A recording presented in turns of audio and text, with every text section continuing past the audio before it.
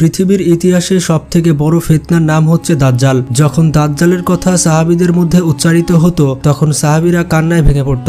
আজকের এই ভিডিওটি সম্পূর্ণ দেখলে বুঝতে পারবেন যে দাজ্জাল আসলে কে, এছাড়া দাজ্জাল কোথায় এবং কার ঘরে জন্মগ্রহণ করবে, দাজ্জালের মা বাবাই বা কে হবে। এই প্রশ্নগুলো ছাড়াও আরো অনেক প্রশ্ন রয়েছে যেগুলো আমাদের মধ্যে ঘুরপাক খায়, যেমন রাসূলের যুগেও কি দাজ্জাল ছিল। এছাড়া সবথেকে বড় প্রশ্ন হচ্ছে যে দাজ্জাল এখন কোথায়। তো যেহেতু দাজ্জাল পৃথিবীর ইতিহাসে সবথেকে বড় ফিতনা, তাই দাজ্জাল সম্পর্কে আমাদের অবশ্যই জানতে হবে। তাই আজকের এই ভিডিওটি এক সেকেন্ডও স্কিপ না করে সম্পূর্ণ দেখতে থাকুন। দাজ্জালের বিষয়ে রাসূল সাল্লাল্লাহু আলাইহি ওয়াসাল্লাম বলেছেন যে কিয়ামত ততক্ষণ পর্যন্ত হবে না যতক্ষণ না পর্যন্ত দাজ্জালের আবির্ভাব ঘটবে। এছাড়া দাজ্জালের শরীর কেমন হবে তা বিস্তারিত বর্ণনা করেছেন রাসূল সাল্লাল্লাহু আলাইহি ওয়াসাল্লাম। রাসূল বলেছে দাজ্জালের চেহারা অনেক খারাপ হবে এবং সে এক চোখে দেখতে পাবে না এবং তার দুইটি পা বাঁকা হবে, তার শরীর সম্পূর্ণ লোম দিয়ে ঢাকা থাকবে। এছাড়া দাজ্জালের নাক অনেক বড় হবে, যেমনটা হয়ে থাকে তোতা পাখির ঠোঁট। দাজ্জালের সব থেকে বড় সাইন হবে যে তার মাথায় কাফের লেখা থাকবে, তার কপালে যে কাফের লেখা থাকবে এটি সবাই দেখতে পাবে, এমনকি যারা পড়ালেখা জানে না তারাও এই কাফের লেখাটি বুঝতে পারবে। তবে যারা কাফের এবং মুনাফিক রয়েছে তারা দাজ্জালের কপালের এই লেখাটি বুঝতে পারবে না। দাজ্জাল যখন পৃথিবীতে আসবে তখন মানুষের মধ্যে ভালো সেজে থাকবে, সে মানুষকে দেখাবে যে সে অনেক পরহেজগার, এতে করে অনেক মানুষ তার কাছে আসবে। পৃথিবীতে আসার পর দাজ্জাল সবার প্রথমে দাবি করবে যে সে নবী। যখন দাজ্জালের অনুসারীর সংখ্যা অনেক বেশি হয়ে যাবে তখন দাজ্জাল সবার সামনে দাবি করবে যে সেই হচ্ছে আল্লাহ। বিভিন্ন রেওয়াতে বলা হয়েছে যে দাজ্জালের একটি বড় বাহন থাকবে, এই বড় বাহনে চড়ে দাজ্জাল পুরো পৃথিবীতে ঘুরবে। যেমনটা জানেন দাজ্জালকে অনেক বেশি শক্তি দেওয়া হবে এবং এটি আল্লাহ সুবহানাহু ওয়া তাআলা নিজেই তাকে দিবেন। দাজ্জালকে অনেক শক্তিশালী করার পাশাপাশি তাকে অনেক ধন সম্পত্তি এবং অনেক অলৌকিক ক্ষমতা দিবে আল্লাহ সুবহানাহু ওয়া তাআলা। পৃথিবীর প্রায় প্রত্যেকটি জায়গাতে দাজ্জালের কবজা থাকবে, এমনকি দাজ্জালের অনুমতি ছাড়া কেউ এক পা এগোতে পারবে না। মানুষকে ইসলামের পথ থেকে সরানোর জন্য দাজ্জাল তার সর্বোচ্চ চেষ্টা করবে। আল্লাহ সুবহানাহু ওয়া তাআলা দাজ্জালকে এতটাই ক্ষমতা দেবেন যে দাজ্জাল যদি আকাশকে বলে তাহলে আকাশ তখনই পানি বর্ষণ করবে এবং যখন সে মাটিকে আদেশ করবে তখন মাটি নিজে নিজে ফসল ফলাবে। এখন আপনি বুঝতে পারছেন দাজ্জালকে কতটা শক্তি দেওয়া হবে। সেই সময় দাজ্জাল দাবি করবে যে সেই হচ্ছে আল্লাহ। যে সকল কাফির এবং মুনাফিক তাকে মেনে নেবে তাদেরকে প্রচুর ধন সম্পদ গিফট করবে দাজ্জাল এবং সেই সকল কাফির এবং মুনাফিক মুহূর্তের মধ্যে ধনী হয়ে যাবে এবং তারা লাক্সারিয়াস জীবনযাপন করতে থাকবে। এবং যে সকল মুমিন ব্যক্তি দাজ্জালকে মানবে না তাদের উপর অত্যাচার করবে দাজ্জাল এবং মুমিন ব্যক্তিদের সেখানে মেরে ফেলবে দাজ্জাল। দাজ্জালের ফিতনা পুরো পৃথিবীতে ছড়িয়ে পড়বে এবং দাজ্জাল খুবই দ্রুত পৃথিবীর এক প্রান্ত থেকে অন্য প্রান্তে যেতে পারবে। দাজ্জাল মুহূর্তের মধ্যে পুরো পৃথিবীতে সফর করবে এবং যারা কাফের ও মুনাফিক রয়েছে এর পাশাপাশি ইসরায়েলের বাসিন্দা দাজ্জালকে তাদের লিডার করে নেবে এবং তারা সব সময় দাজ্জালের সাথে ঘুরতে থাকবে। দাজ্জাল তাদেরকে যেটাই বলবে তারা সেটাই করতে থাকবে। তবে যারা মুমিন বান্দা হবে তারা দাজ্জালকে ঠিকই চিনে ফেলবে এবং তারা দাজ্জাল থেকে সব সময় দূরে থাকবে। মুমিন বান্দারা কোনোভাবে দাজ্জালকে আল্লাহ হিসেবে মেনে নেবে না। দাজ্জাল পুরো পৃথিবীতে তার ফিতনা ছড়াবে। এরপর দাজ্জাল রওনা হবে মক্কা এবং মদিনার দিকে। যখন দাজ্জাল মক্কাতে প্রবেশ করতে চাইবে তখন সে কোনোভাবে প্রবেশ করতে পারবে না। যখন সে কোনোভাবে মক্কাতে প্রবেশ করতে পারবে না তখন সে মদিনার দিকে রওনা হবে এবং মদিনায় প্রত্যেকটি দরজাতে আল্লাহর ফেরেশতা থাকবে, তারা দাজ্জালকে মদিনার ভেতরে প্রবেশ করতে দিবে না। এরপর দাজ্জাল যখন মক্কা এবং মদিনাতে প্রবেশ করতে পারবে না তখন সে মক্কা এবং মদিনার বাইরে দাঁড়িয়ে বিশাল চিৎকার দিবে। দাজ্জালের এই চিৎকারটি অনেক ভয়ঙ্কর হবে। ওই সময় মক্কা এবং মদিনার মধ্যে যে সকল মুনাফিক থাকবে তারা দাজ্জালের এই চিৎকার শুনে মক্কা এবং মদিনার বাইরে চলে আসবে। এরপর তারা দাজ্জালের বাহিনীতে শামিল হয়ে যাবে। বন্ধুরা, দাজ্জাল এই পৃথিবীতে মোটামুটি 40 দিন পর্যন্ত থাকবে। তবে বিভিন্ন রেওয়াতে বলা হয়েছে যে এই 40 দিন পৃথিবীর 40 দিন হবে না, পৃথিবীর হিসেবে এই দিনগুলো মোটামুটি 1 বছরের একটু বেশি হবে। মানে দাজ্জাল পুরো পৃথিবীতে মোটামুটি 1 বছর পর্যন্ত থাকবে। এরপর দাজ্জালের লড়াই হবে ইমাম মাহদী এবং ঈসা আলাইহিস সালামের সাথে। ইমাম মাহদী এবং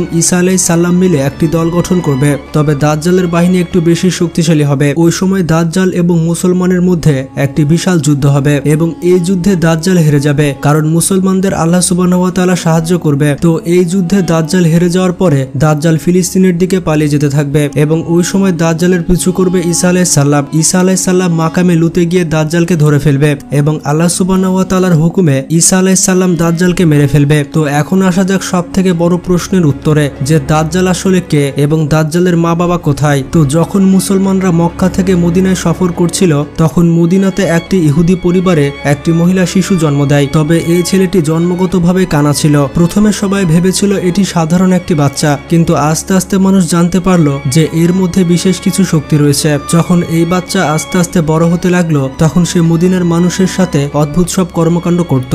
যখন এই বাচ্চার মা এই বিষয়ে জানতে পারলো তখন তার মা রাসূল সাল্লাল্লাহু আলাইহি ওয়াসাল্লামের কাছে চলে আসলেন এবং সেই মহিলা রাসূলকে সবকিছু খুলে বলতে লাগলেন। তিনি রাসূলকে বললেন যে আমার ছেলেকে আপনি ভালোমতো পর্যবেক্ষণ করুন, আপনি হয়তো বুঝতে পারবেন যে সে এগুলো কেন করছে। তো এই বাচ্চাটির নাম ছিল ইবনে সাইয়াদ এবং রাসূল ওই ছেলেটিকে পর্যবেক্ষণ করছিলেন এবং রাসূলের সাথে ছিল ওমর রাদিয়াল্লাহু তাআলা আনহু। রাসূল সাল্লাল্লাহু আলাইহি ওয়াসাল্লাম বেশ কিছুক্ষণ পর্যবেক্ষণ করার পর ওই ছেলেটির কাছে গেলেন এবং তাকে জিজ্ঞেস করলেন যে তুমি কি সাক্ষী দাও যে আমি আল্লাহর রাসূল? তো এরপর ইবনে সাইদ রাসূল সাল্লাল্লাহু আলাইহি ওয়াসাল্লামের দিকে তাকালেন এবং সেই বাচ্চা উত্তর দিলেন যে আমি সাক্ষ্য দিচ্ছি আপনি আল্লাহর রাসূল। এরপর রাসূল তাকে জিজ্ঞেস করলো যে তুমি আসলে কি দেখতে পাও? তখন ওই ছেলেটি বলল যে আমি সমুদ্রের মধ্যে আসন দেখতে পাই। এছাড়া ওই বাচ্চাটি বলে যে আমার কাছে এমন একটি শক্তি আসে যে সত্য মিথ্যা সব ধরনের খবর আমাকে দেয়। তো এই কথাগুলো বলার পাশাপাশি ওই ছেলেটি রাসূলকে অনেক খারাপ কথা বলতে থাকে। আর রাসূলের সাথে তখন ওমর রাদিয়াল্লাহু তাআলা আনহু ছিল। ওমর রাদিয়াল্লাহু তাআলা আনহু রাসূলকে বলতে থাকে যে আপনি অনুমতি দিলে এই ছেলেটির মাথা আমি আলাদা করে দিতে চাই। তখন রাসূল ওমর রাদিয়াল্লাহু তাআলা আনহুকে বললেন যে এই বাচ্চাটিকে ছেড়ে দাও। বন্ধুরা, মদিনার মানুষজন ইবনে সাইদ সম্পর্কে বলেন যে তার কাছে শয়তান আসতো এবং বিভিন্ন ধরনের খবর দিত। এর পাশাপাশি ওই ছেলেটির মধ্যে দাজ্জালের মতো অনেক সাইন ছিল, যার কারণে মদিনার অনেক মানুষজন তাকে দাজ্জাল মনে করত। এমনকি কিছু সাহাবী ছিল যারা এই ছেলেটিকে দাজ্জাল মনে করত। অন্য একটি রিওয়ায়াতে বলা হয়েছে যে ওমর রাদিয়াল্লাহু তাআলা আনহু যখন রাসূলের সাথে ওই ছেলের ব্যাপারে কথা বলতেন তখন ওই ছেলেটিকে দাজ্জাল হিসেবে আখ্যায়িত করতেন। তবে রাসূল সাল্লাল্লাহু আলাইহি ওয়াসাল্লাম ওই ছেলেটি সম্পর্কে কিছুই বলেনি। মানে আসলে ওই ছেলেটিকে দাজ্জাল এটি রাসূল সবার সামনে পরিষ্কার করেছিলেন না। এবং আপনারা হয়তো জানেন না ইবনে সাইদের মধ্যে এমন অনেক সাইন ছিল যেগুলো দাজ্জালের সাথে মিলে গিয়েছিল। ইবনে সাইয়াদের এই সকল নিশানার কারণে ওই সময় অনেক সাহাবীও তাকে দাজ্জাল ভাবত এবং অনেক মুফাসসিরিন রয়েছেন যারা পরবর্তীতে এটা বলেছেন সেই জামানায় এই ছেলেটি দাজ্জাল হয়ে আবির্ভাব হবে। এই বিষয়ে আবু সাইদ খুদরি রাদিয়াল্লাহু তাআলা আনহু বলেন যে ইবনে সাইদ আমাকে বলেছিল যে সে দাজ্জালের মা বাবা সম্পর্কে জানে, এমনকি ওই বাচ্চাটি বলেছিল যে সে দাজ্জালকেও চেনে। তো ওই সময় আবু সাইদ খুদরি রাদিয়াল্লাহু তাআলা আনহু ওই ছেলেটিকে বলেছিল যে তুই কি এই বিষয়টি পছন্দ করবি যদি তোকে দাজ্জাল করে দেওয়া হয়? তো ওই সময় ইবনে সাইয়াদ বলেছিল যদি আমাকে দাজ্জাল করে দেওয়া হয় তাহলে আমি এই বিষয়টিকে অপছন্দ করব না। মানে সে পরিষ্কারভাবে বলে দেয় যে সে দাজ্জাল হতে পছন্দ করবে। পরবর্তীতে মুফাসসিরিনরা এটা পরিষ্কার করে দেয় যে ইবনে সাইয়াদ দাজ্জাল নয়, কারণ পরবর্তীতে এই ছেলেটি ঈমান নিয়ে এসেছিল এবং সে স্বীকার করেছিল আল্লাহ এবং রাসূলকে। যেহেতু এই ছেলেটি ঈমান এনেছিল তাই সে কোনোভাবে দাজ্জাল হতে পারে না। আসল ব্যাপারটি হচ্ছে দাজ্জাল জন্মগ্রহণ করেছিল সুলাইমান আলাইহিস সালামের যুগে। সুলাইমান আলাইহিস সালামের যুগে দাজ্জাল জন্মগ্রহণ করেছিল মানুষ এবং জিনের সমন্বয়ে এবং সেই সময় দাজ্জালের মা বাবাকে হত্যা করা হয়েছিল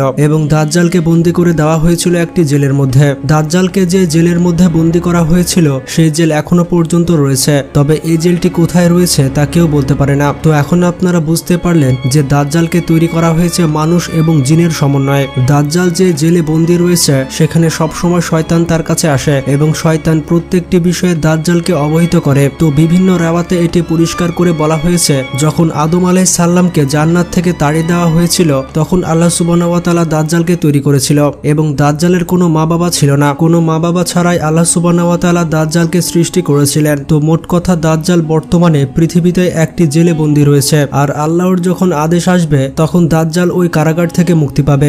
যখনই সে জেল থেকে মুক্তি পাবে তখনই পুরো পৃথিবীতে ফিতনা ছড়াবে। দাজ্জাল আসলে কি রকম হবে এবং পৃথিবীতে কিভাবে ফিতনা ছড়াবে এই বিষয়ে বিস্তারিত রাসূলের হাদিসে বর্ণনা করা হয়েছে। এছাড়া রাসূল সাল্লাল্লাহু আলাইহি ওয়াসাল্লাম আমাদের সতর্ক করে দিয়েছেন যে দাজ্জালের ফিতনা সবথেকে বড় ফিতনা হবে এবং আমরা যদি দাজ্জালের ফিতনা থেকে বাঁচতে চাই তাহলে আমাদের বেশি বেশি সূরা কাহফ পড়তে হবে। তো সব কথার এক কথা হচ্ছে দাজ্জাল আসলে কিভাবে জন্মগ্রহণ করেছে এবং দাজ্জালের মা বাবাকে আর বর্তমানে দাজ্জাল কোথায় রয়েছে এটি শুধুমাত্র আল্লাহ ভালো জানেন। তো আল্লাহ সুবহানাহু ওয়া তাআলা দাজ্জালের ফিতনা থেকে আমাদের সবাইকে রক্ষা করুন। কমেন্ট বক্সে আমিন লিখে আমরা সবাই দোয়াতে শামিল হয়ে যাই। তো যেমনটা আমি সব সময় বলি আপনারা যতই ব্যস্ত থাকুন না কেন নামাজ পড়তে কিন্তু অবশ্যই ভুলবেন না, কারণ নামাজ হচ্ছে জান্নাতের চাবি। তো ভালো থাকবেন, নিজের খেয়াল রাখবেন আর বেশি বেশি আল্লাহর ইবাদত করবেন।